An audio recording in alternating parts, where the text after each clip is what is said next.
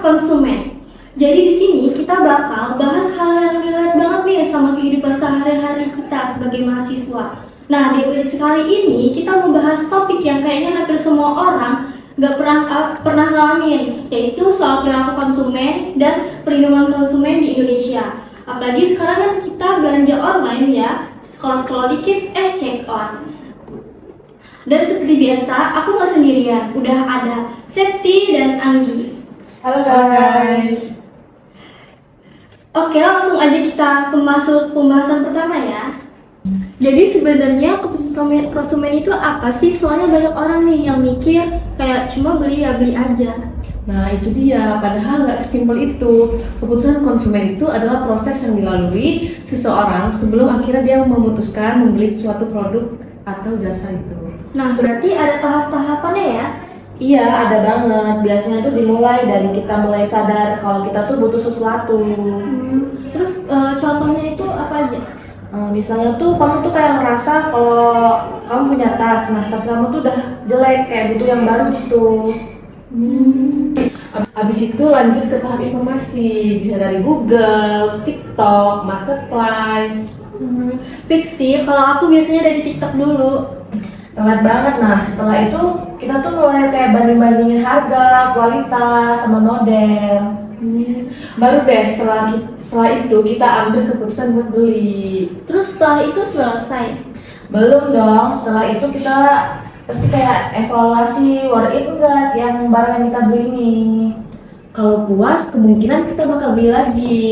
Tapi kalau kecewa bisa jadi kita kapok. Bener banget sih, aku pernah beli barang karena lucu doang, pas datang zonk. Oke, sekarang kita masuk di perlindungan konsumen nih. Ini penting banget loh, apalagi di era online sekarang.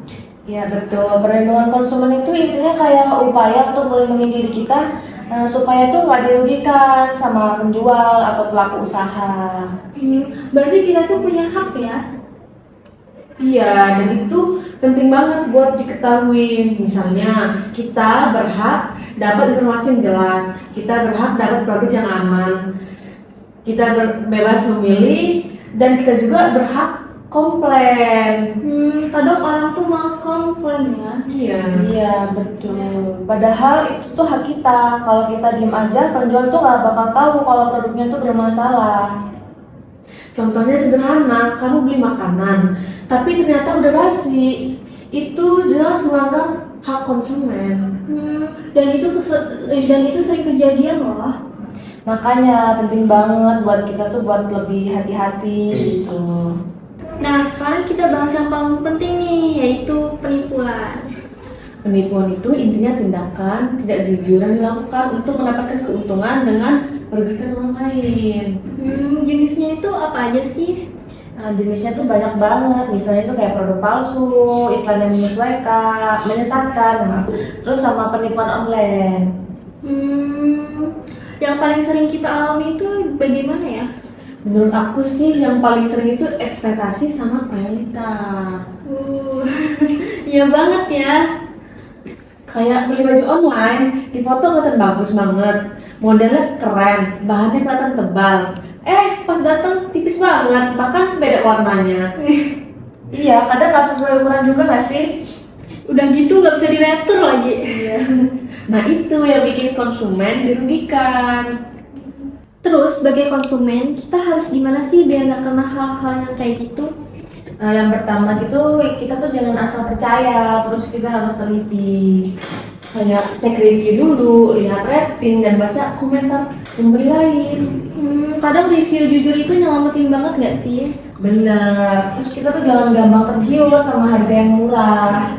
Karena biasanya kalau terlalu murah, kita harus curiga. Fix sih, ada harga ada kualitas. Iya, selain itu tuh edukasi juga penting tahu. Semakin kita paham, semakin kecil kemungkinan kalau kita tuh ketipu.